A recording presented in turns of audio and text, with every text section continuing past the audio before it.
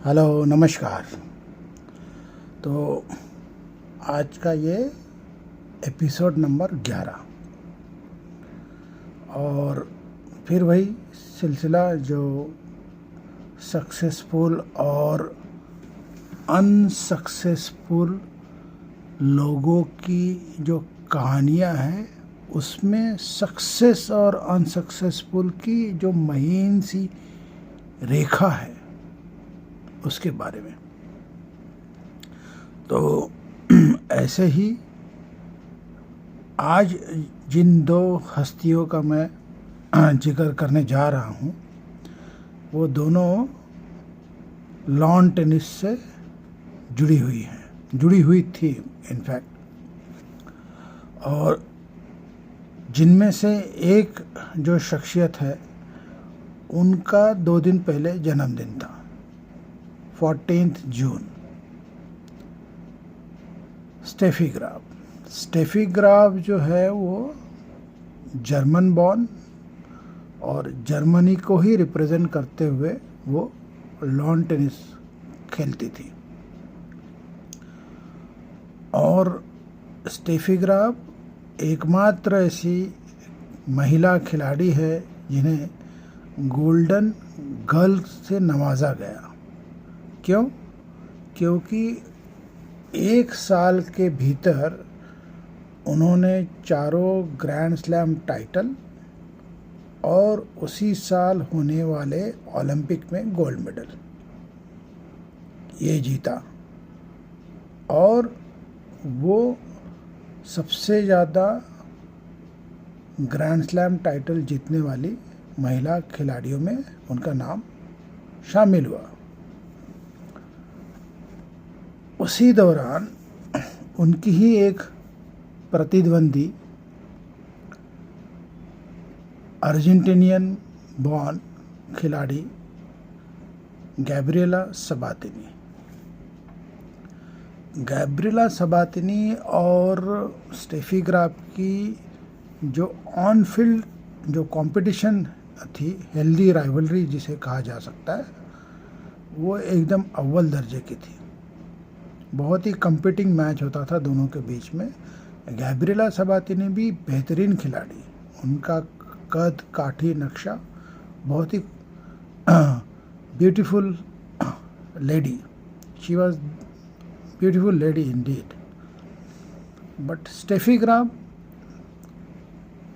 उन्हें कहा जा सकता है ब्यूटीफुल और सुंदर एक ही वर्ड है, लेकिन वो है ना कि अगर मैं इसे यूँ कहूँ कि स्टेफी ग्राफ तो बहुत ही सुंदर थी, गैब्रिएला सबातिनी भी सुंदर थी।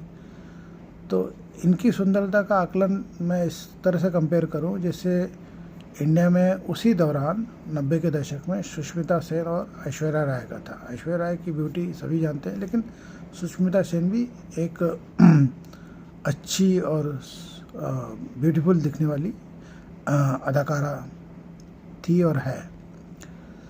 तो बहरहाल मैंने कंपैरेटिव बात की, उससे इनका कोई लेना देना है नहीं। तो स्टेफी ग्राफ अपने आप में बहुत ही सुंदर दिखने वाली महिला खिलाड़ी और उतनी ही ज़्यादा काबिलियत रखने वाली, लॉन टेनिस में सारे रिकॉर्ड्स तोड़ने वाली, सारे ग्रैंड स्लैम्स कंटिन्यूसली अनइंटरप्टेड जीतने वाली एकमात्र महिला खिलाड़ी। गैब्रिएला सबातिनी ने उतने ज़्यादा ग्रैंड स्लैम टाइटल नहीं जीते जितने कि स्टेफी ग्राफ ने जीते हैं। और जिन्होंने 90 के दशक में लॉन टेनिस को फॉलो किया, उनके फेवरेट्स में अगर आप पूछोगे उनसे तो स्टेफी ग्राफ का ही ज़्यादा करके लोगों की पसंदीदा चॉइस होती थी। उसी दौरान जर्मन के और एक मेल प्लेयर थे, Boris Becker, one of the finest tennis player. तो यहाँ पे जो हेल्दी कंपटीशन था स्टेफी और गैब्रिएला में, दोनों की काबिलियत, उनकी शख्सियत, उनका जज्बा, उनका विल पावर और उनकी डिसिप्लिन, डेडिकेशन, इंटीग्रिटी खेल के तरफ सब अव्वल दर्जे की, ऑलमोस्ट 19-20 का फ़र्क हो सकता है, लेकिन ऑलमोस्ट एक जैसा ही। लेकिन शोहरत की बुलंदियाँ स्टेफी ग्राफ को मिलती है, जिसकी वो हकदार भी थी। इसका ये मतलब नहीं कि गैब्रिएला सबातिनी कम हकदार थी, उन्हें भी शोहरत मिली, लेकिन उतनी नहीं। क्योंकि कई बार ऐसा होता है कि आप भले ही काबिलियत हो, आप में वो जज्बा हो, जुनून हो, डिसिप्लिन हो, इंटीग्रिटी हो, वो सब कुछ हो, लेकिन एक चीज़ आपको सक्सेस और अनसक्सेस के पैमाने से थोड़ा सा दूर रखती है, वो है ये तकदीर। क्योंकि फेम जो अल्टीमेटली है वो ऊपर से लिख के आता है, और ये खेल और प्रतिभा जो है वो एक ज़रिया होती है। तो उसी 90 के दौरान और एक उभरती हुई खिलाड़ी थी, मोनिका सेलेस, और उसके बाद में एना कॉर्निकोवा तो इनफैक्ट वो मतलब मॉडलिंग वगैरह में चली गई, वरना वो भी बहुत ही अच्छी फीमेल प्लेयर थी। लेकिन मोनिका सेलेस ने काफ़ी अच्छा नाम कमाया, और वो अच्छी खिलाड़ी भी थी अनडाउटेडली। और स्टेफी ग्राफ के पहले मार्टिना नवरातिलोवा, क्रिस एवर्ट। लेकिन जो मकाम स्टेफी ग्राफ को as a female lawn tennis player मिला, और उन्होंने साबित भी किया कि उन्हें क्यों मिलना चाहिए था। जो डेडिकेशन और विल पावर और स्टैमिना, इंटीग्रिटी, डिसिप्लिन की लाइफ उन्होंने जी, जिसका उन्हें अंत में फल मिला, और उन्होंने वो सारे रिकॉर्ड्स तोड़े। रिटायरमेंट के बाद उनकी शादी आंद्रे अगासी, जो यूएस बेस्ड है, वो भी अपने आप में बहुत अच्छे खिलाड़ी, तो उनसे होती है। और अभी हाल ही में उनका जन्मदिन, मतलब स्टेफी ग्राफ का जन्मदिन हुआ, और वो आज के दौरान यूएस सिटीज़नशिप उन्होंने ली है, और वो अपनी शादीशुदा ज़िंदगी आंद्रे अगासी के साथ में यूएस में बिता रही है। आंद्रे अगासी अपने आप में कैसेनोवा इमेज, बट वो स्टेफी के साथ शादी के बाद में वो ऑलमोस्ट दोनों जो है हैप्पी कपल है। They are living very happily, and they are कहते हैं ना लीडिंग हैप्पी मैरिड लाइफ।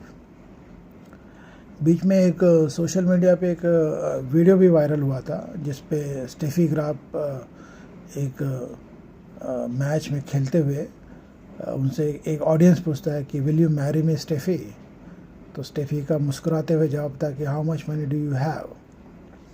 तो एक जस्ट एक वाकया था जो मैंने सोचा कि पहले से वायरल है, एक ऐड ऑन था इस वीडियो में। तो मुद्दा यह है कि ये जो सक्सेस और अनसक्सेस होता है, वो आपकी प्रतिभा, आपकी काबिलियत, आपकी मेहनत, आपका जज्बा, आपकी इंटीग्रिटी, डिसिप्लिन, इन सब के अलावा तकदीर पे ज़्यादा डिपेंड होता है। अगर आप में ये सब है और तकदीर आपके साथ में है, तो शोहरत आपको मिलनी ही मिलनी है, और शायद उस मकाम का शोहरत जो कोई सोच भी नहीं सकता। और ऐसा कई बार भी हुआ है कि ऐसे कई शख्स हैं जिनके पास ये कुछ भी नहीं है, ना काबिलियत है, ना जज्बा है, ना इंटीग्रिटी है, ना डिसिप्लिन है, ना मेहनत करने की क्षमता है। और क्योंकि वो एक लेगेसी कैरी करते हैं, किसी एक बड़े घर में पैदा होते हैं, तो वो अपना कैरी फॉरवर्ड करते हैं लेगेसी। वो उनका खुद का कमाया हुआ नाम नहीं रहता, वो लेगेसी का नाम चलता है। कई उदाहरण है, पॉलिटिक्स में ही सबसे बड़ा उदाहरण है। तो ये इम्पोर्टेंट है, सक्सेस और अनसक्सेसफुल होने के बीच की जो सबसे महीन लाइन है वो तो तकदीर की होती है। जो स्टेफी ग्राफ और गैब्रिएला सबातिनी के दौर में इन दोनों खिलाड़ी के पास एक ही तरह का जज्बा, एक ही तरह की काबिलियत, एक ही तरह की मेहनत और एक ही तरह की डिसिप्लिन और इंटीग्रिटी के बावजूद स्टेफी ग्राफ हरदम अव्वल रही, शोहरत में और उन सारे मकाम को उन्होंने हासिल किया जिसके लिए वो काबिलियत रखती थी। और गैब्रिएला सबातिनी ने भी कई सारे ग्रैंड स्लैम जीते, लेकिन जैसे कि she was always second to Steffi Graf. Thank you very much and have a nice day. Bye.